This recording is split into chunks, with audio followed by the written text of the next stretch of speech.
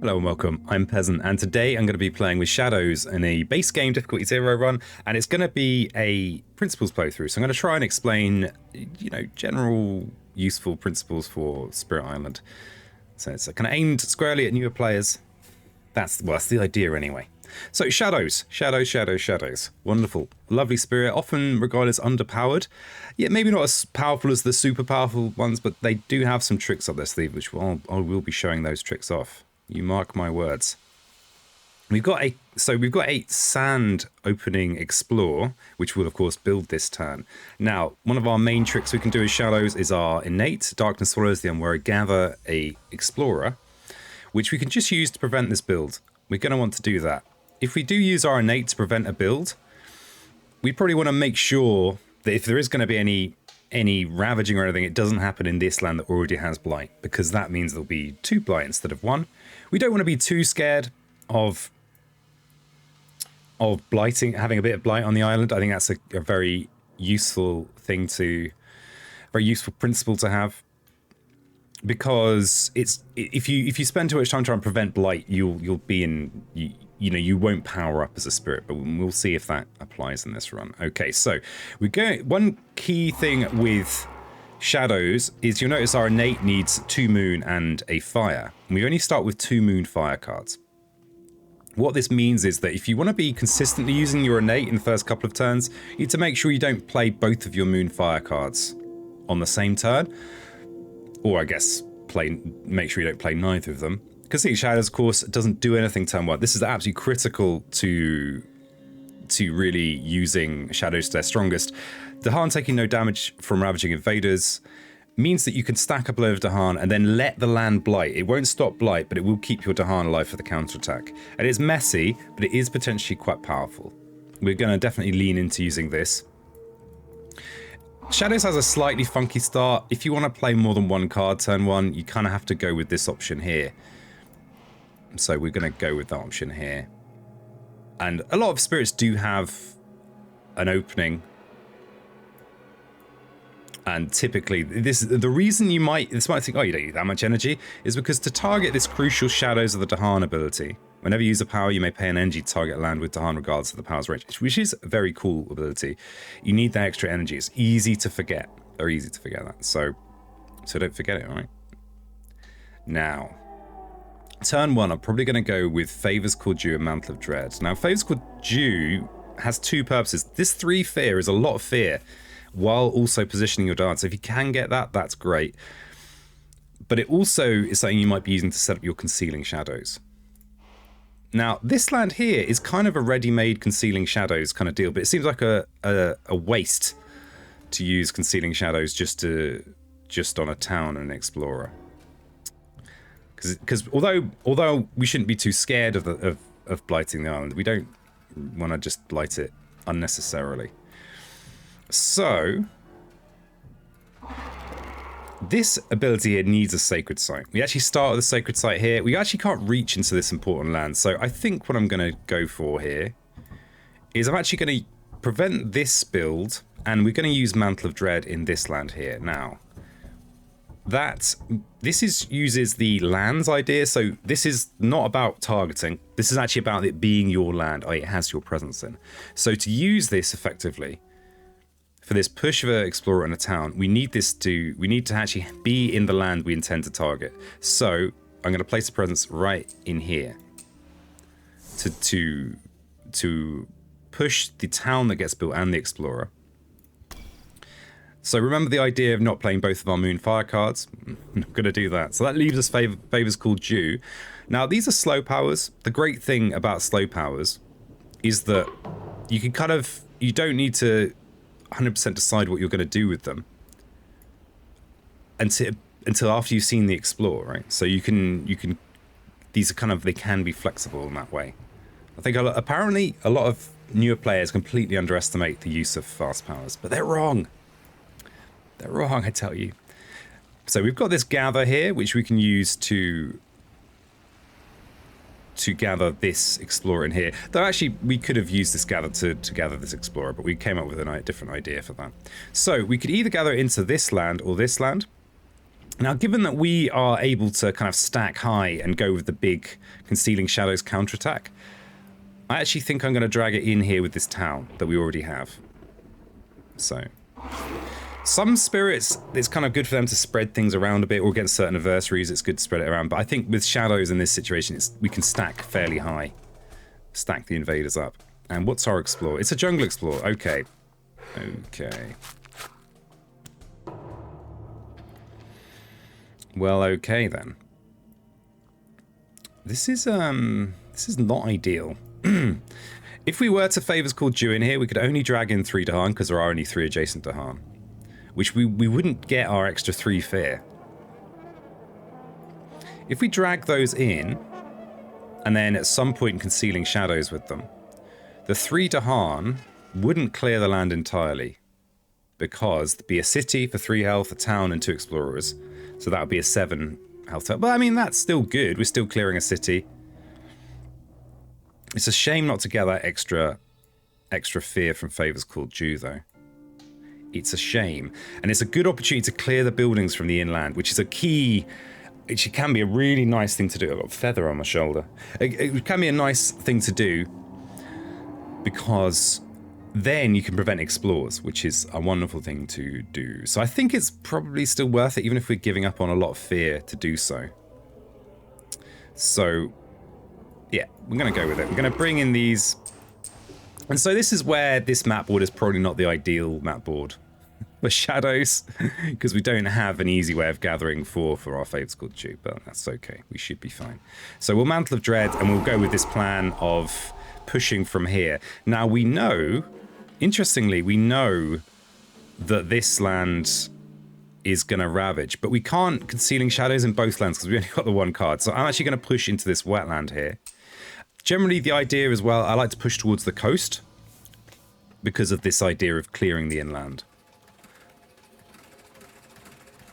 So, and if we leave a single explorer in here, then we can actually yoink it out in the fast phase if we play these 2 cards and just prevent that build.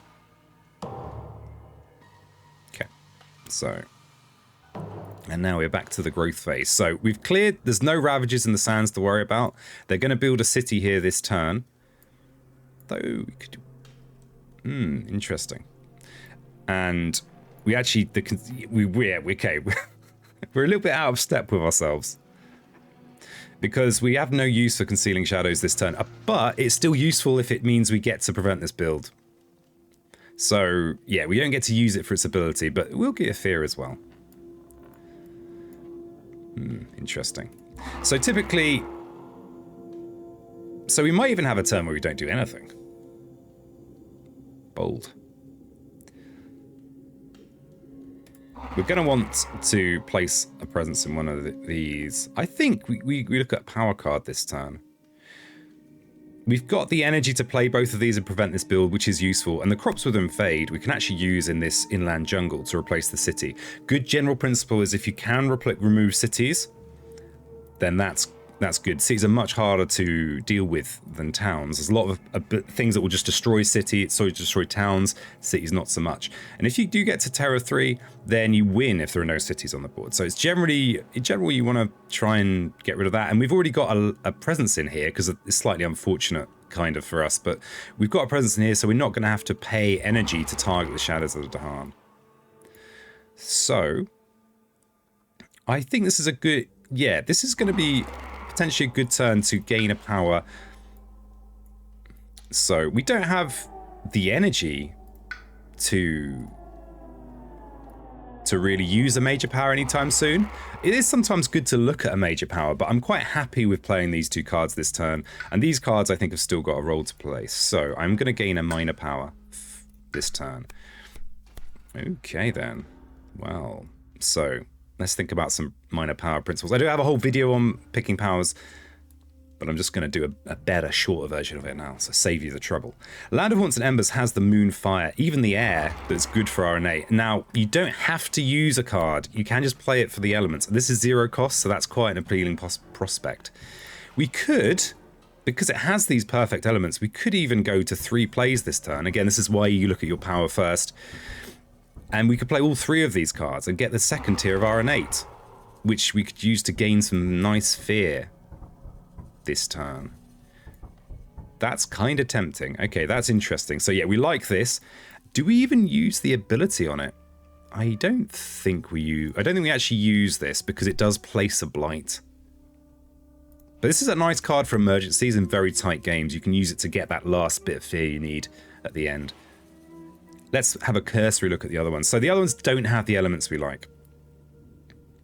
Call to Isolation is actually one of my favourite low-key minor powers. It's 0 cost, but this pushing away from lands with Dahan is surprisingly useful a lot of the time. For example, here we could use it to prevent that build. It's easy for us to prevent builds because we're shadows, but it's not necessarily easy for a lot of other spirits. And we could even prevent this build here with Call to Isolation. Oh god, that's tempting.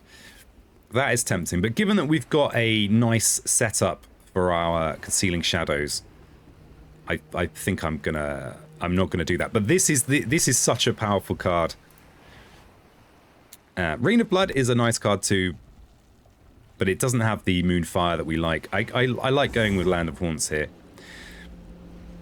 and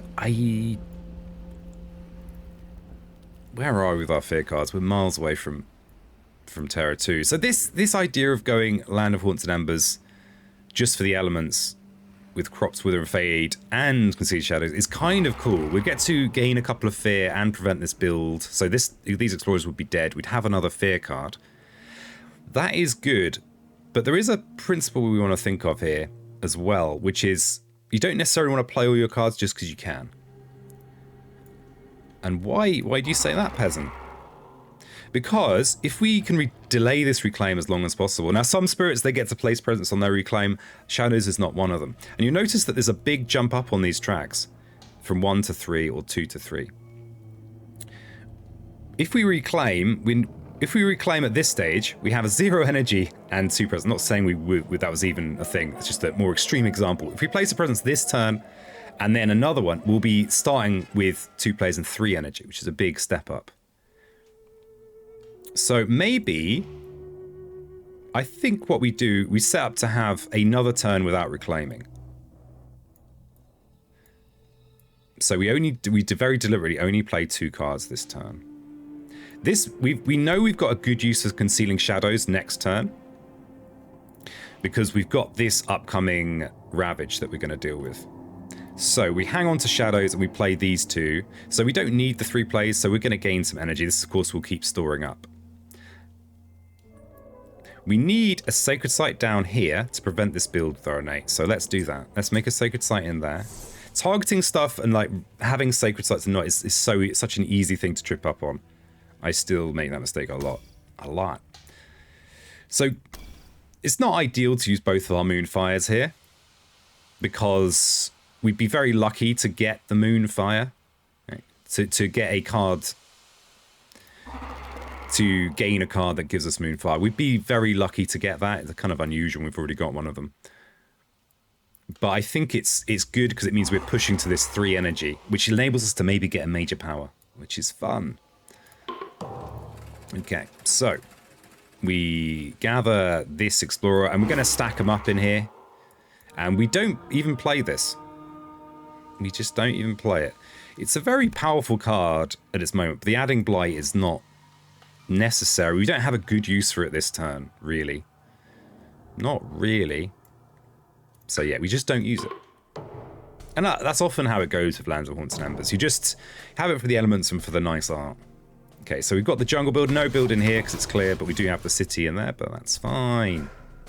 And a wetland explorer. Okay. So, slow time, we will remove this. We'll downgrade the city. We could downgrade the town. With Crops Wither, it depends on your adversary and so on, but we're going to just go with the general idea. It's good to get rid of cities. But sometimes, like against England, for example, it's often better to get rid of a town. Okay, so we're going to have 6 damage worth of invaders versus 3 Dahan. So, as long as we remember to Concealing Shadows, this land is going to kind of take care of itself. We're now hopefully going to gain a card that's either going to just move this Explorer on its own, and give us Moonfire to use our innate to move it. then we can get to this lovely 3 energy spot. So, yeah. We could even gain a major power this turn. We could even gain a major power this turn. Not a horrible idea, because we've already got an energy. We've got a 0 cost card to play, and we're going to be at the 3 energy spot. We could forget Land of Haunts and Embers, maybe. Favors Called Due still has a clear use. So yeah, I think going for an early major with Shadows is a good idea, especially if you have untricked this. But we're going to be reclaiming next turn anyway, and probably look at a major then. So I think... yeah, I think there's no rush to get a major. We'll probably look at a major on our reclaim. So let's look at a minor power for now. So the Moon Fire is the ideal. We didn't get it. We did get a solution. We can prevent that build. So we could use Delusions of Danger for that. These other cards do not solve this immediate problem. This is also a good card. It's more fear for us. But we probably will forget this for a major power because it's not as ideal. So we'll take that for now. And we do have a presence to place. Now, we've got Sacred Sites targeting in or adjacent to every land on the board. So there's no urgent place, really.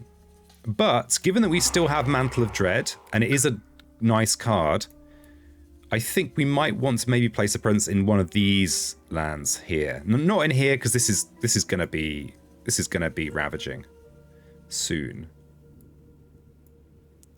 So one of these lands, for the sake of maybe pushing things in here, let's just put one in here. Or here's another idea. This is going to ravage. We're going to lose a presence here, and we'll no longer have a Sacred Site in this land. So actually here is a more sensible place, because then we've still got that Sacred Site coverage even after the ravage. So we're Concealing Shadows and we Delusions of Danger. We don't get our Innate. That's fine. So we want to push this Explorer somewhere. If there was another Dahan in here and we'd kill this Explorer. Actually, this is just fine. We can push the Explorer in here.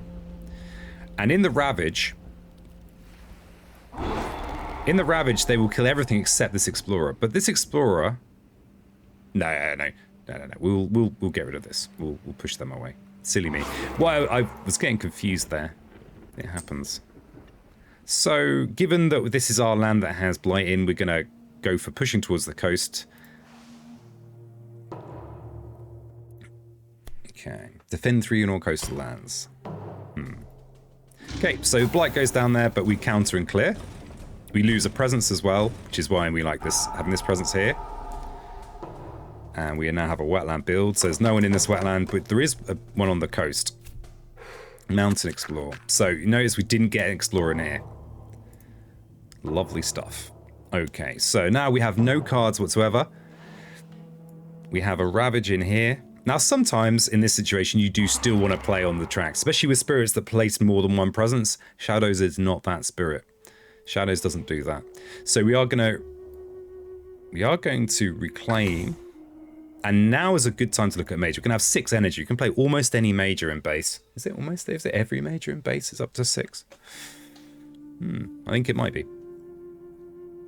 So we can gain a major power. It might solve this land. It might not. Let's see. Let's see what we get.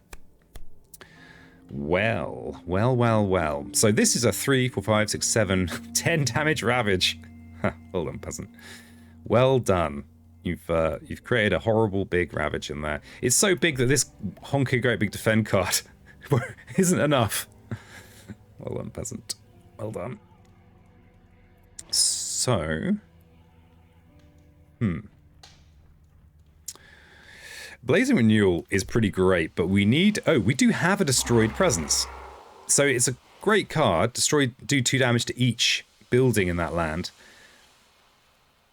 And it's fast, so we destroy both of these towns in the fast phase. I like that. So majors generally the element game is more of a bonus rather than a necessity. It's more about what elements you can generate for the sake of mages, I think, rather than what elements the major will give you. But generally it's more like, what is it actually going to do for me this turn? What's it going to do? If we had some fast Dahan push to get in here and use our concealing shadows, that would have been really nice, but we don't. We don't have that.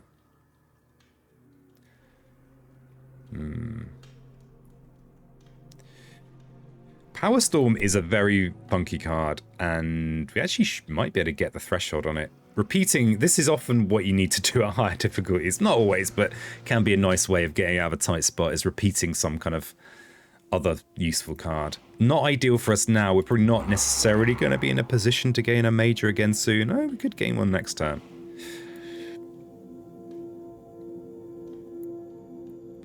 How are we on our fear? Okay, so we're 5 fear away from Terror 2, where we'd win for the big no buildings, but we're not there yet. I think we're probably just going to have this. This is probably just going to be let go for now. This big defend card is not big enough. I mean, because some peanut just pushed everyone in there. Blazing Renewal is kind of amusing, actually. Because if we play Blazing Renewal here, it'll do 2 damage to everything in there, including this city. If we use Concealing Shadows as well, we'll save an energy because our presence will be in there. And then in the counterattack, we can finish off that city. I actually quite like that. It's a bit funky, but I like it. It does deal with this big build-up land. We don't have time to drag our Dahan in. I think I'm going to go with that. It's a luxury that we really probably... I'm surprised we can afford, but it does look like we can. What to forget, though? I think probably Delusions of Danger. It doesn't have the perfect elements for us. So I think we forget Delusions of Danger, and we've still only got 2 plays, but that's fine, because we can use this weird little trick in here. And it is a weird little trick. We don't even get our innate, but you'll notice that there's 2 explorers there, so we need the second tier to actually prevent builds in here. It's all gone a bit strange, but in a principled way. So we can add in here, destroy those towns, and we can conceal some shadows in there. Okay, and what's our fear card? Each player may push an explorer into a land with more buildings than the land it came from. Okay, so the single would have had an effect. So let's just do we care about where we push it? Yeah, we do. We'll push it in here.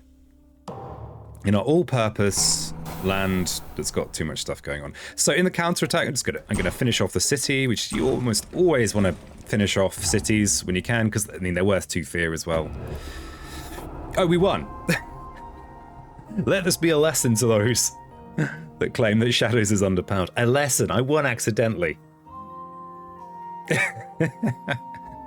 So, yeah, Shadows is cool. I actually really like Shadows. They're a lot of fun. I enjoy this, like, messy counter in here. Weird finish, but you can get that early major with Shadows. And I think partly why people think it's so underpowered is because they don't go for the early major that's kind of on offer a lot of the time. I don't know. Anyway, like the video if you like the video. If you have any questions about this game or Spirit Island, let me know in the comments, and I read and answer everything, or I certainly intend to.